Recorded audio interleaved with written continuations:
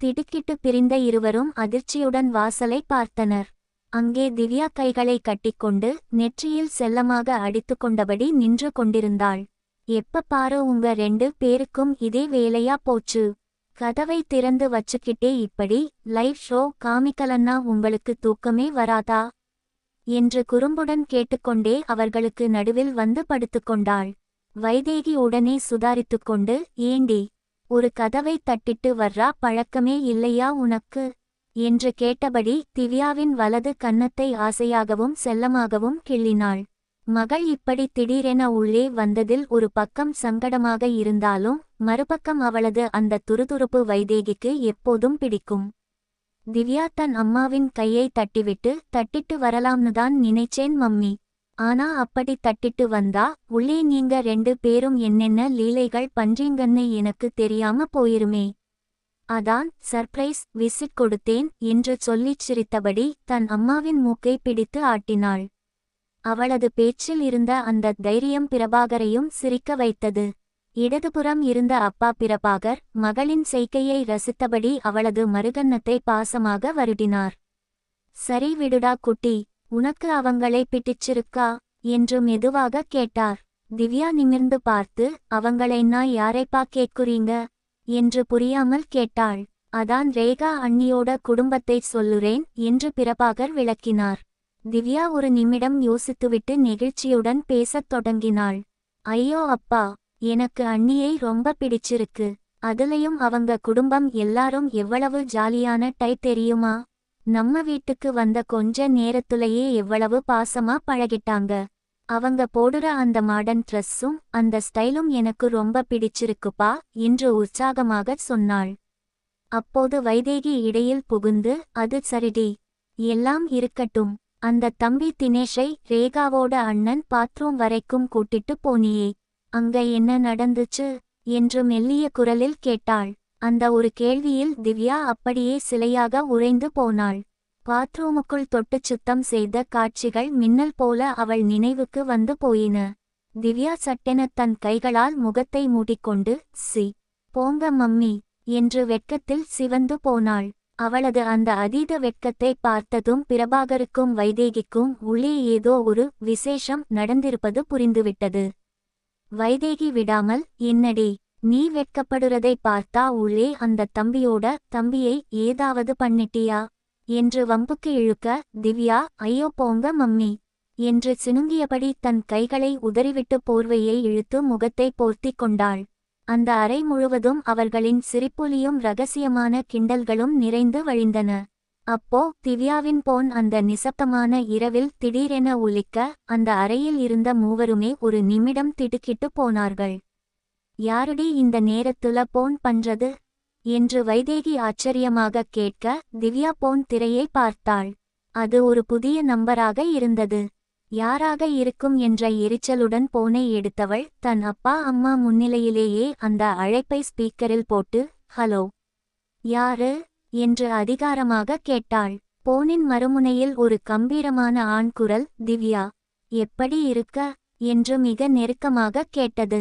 அந்த குரலை கேட்டதும் திவ்யா ஒரு நிமிடம் விக்கித்து போனாள். யாரடா இது, நடுச்சாமத்துல சரியாக என் பெயரைச் சொல்லி அழைக்கிறானே என்று அவள் குழம்பினாள். அந்த குரலில் ஒருவிதமான அதிகாரம் கலந்த ஈர்ப்பு இருந்தது.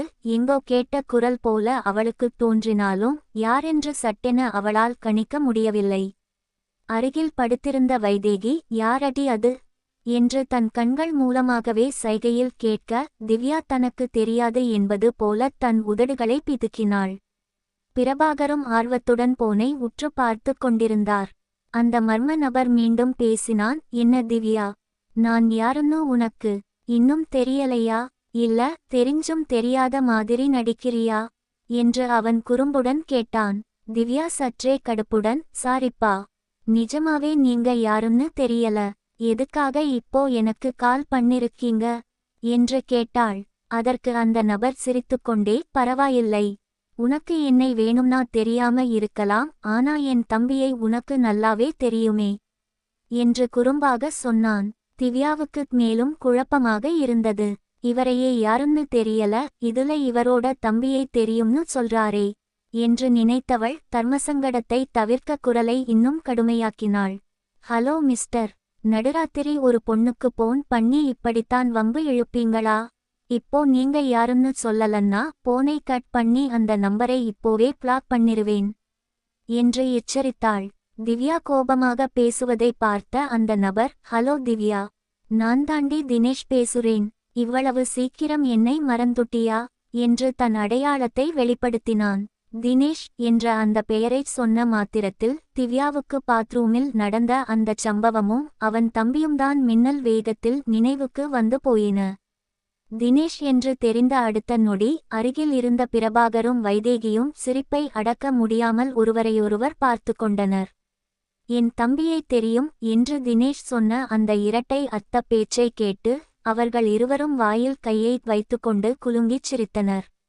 தன் மகளின் அந்த பாத்ரூம் ரகசியம் இப்போது அப்பட்டமாக தெரிந்ததில் அவர்களுக்கு ஒரே கும்மாளம். திவ்யா பதற்றத்தின் உச்சத்துக்கே சென்றாள். ஐயோ, எல்லாம் இவங்களுக்கும் தெரிஞ்சிடுச்சே என்று மனதிற்குள் புலம்பிக் கொண்டே சட்டென ஸ்பீக்கரை ஆஃப் செய்தாள். தன் முகத்தில் வழிந்த அந்த அதீத வெட்கத்தை மறைக்க முடியாமல் போனை காதில் வைத்தபடி அப்படியே அந்த அறையை விட்டு வெளியே ஓட்டினாள். அவளது அந்த அவசரமான ஓட்டத்தை பார்த்த பிரபாகரும் வைதேகியும், இருடி, எங்க ஓடுற என்று கிண்டலாக கத்தியபடி மீண்டும் ஒருமுறை விழுந்து விழுந்து சிரித்தனர். இங்க பிரபாகரின் போன் திடீரென அதிர்ந்தது. தலையணைக்கு அருகில் இருந்த போனை எடுத்து பார்த்தபோது அதில் ஜெகதீஷ் என்று பெயர் மின்னியது. பிரபாகர் ஒரு கணம் தயங்கிவிட்டு, வைதேகி, உன் அண்ணன் தான் கூப்பிடுறாரு, நீ பேசுறியா என்று போனை அவளிடம் நீட்டினார். ஆனால் வைதேகியோ, ஐயோ, இந்த நேரத்துல எதுக்கு, சும்மா இருங்க என்று வெட்கத்தோடு தன் முகத்தை தலையணையில் இன்னும் ஆழமாக புதைத்து கொண்டாள். பிரபாகர் சிரித்துக்கொண்டே போனை ஸ்பீக்கரில் போட்டு அட்டெண்ட் செய்தார்.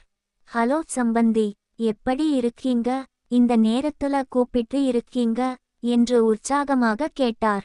ஆனால் மறுமுனையில் பேசியது ஜெகதீஷ் அல்ல. சகுந்தலாவின் வசீகரமான குரல் ஒலித்தது. என்ன சம்பந்தி, வீட்டுக்கு போனதும் எங்களை மறந்தே போயிட்டீங்களா?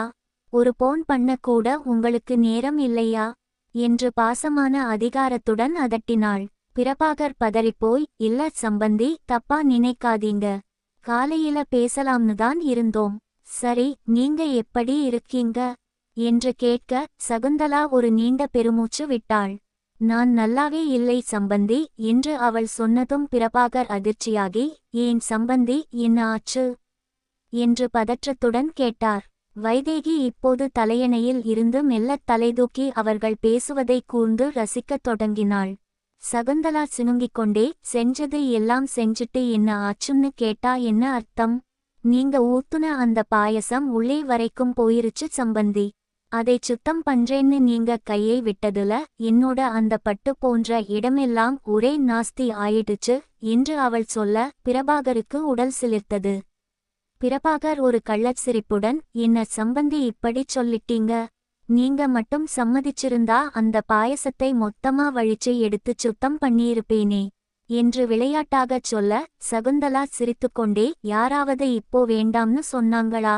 இங்க வாங்க, அப்புறம் உங்களை கவனிச்சுக்கிறேன் என்று பொய்யாக மிரட்டினாள். வைதேகி இதை கேட்டு தன் கணவனின் மார்பில் செல்லமாக கிள்ளினாள். அப்போது மறுமுனையில் சகுந்தலாவின் போனை ஜெகதீஷ் பிடுங்கிக் கொண்டார். ஹலோ சம்பந்தி, கோவிச்சுக்காதீங்க, இவ சும்மா விளையாடிட்டு இருக்கா என்று ஜெகதீஷ் சொல்ல வைதேகியின் இதயத்துடிப்பு சட்டென அதிகரித்தது. தங்கச்சி என்று அவர் கூப்பிடும் குரலை கேட்டாலே அவளுக்குள் ஏதோ ஒரு இனம் புரியாத நடுக்கம் ஏற்படும். பிரபாகர் போனை வைதேகியிடம் நீட்டி, இதோ தங்கச்சிம்மா பக்கத்துலதான் படுத்திருக்கா, பேசுங்க என்றார்.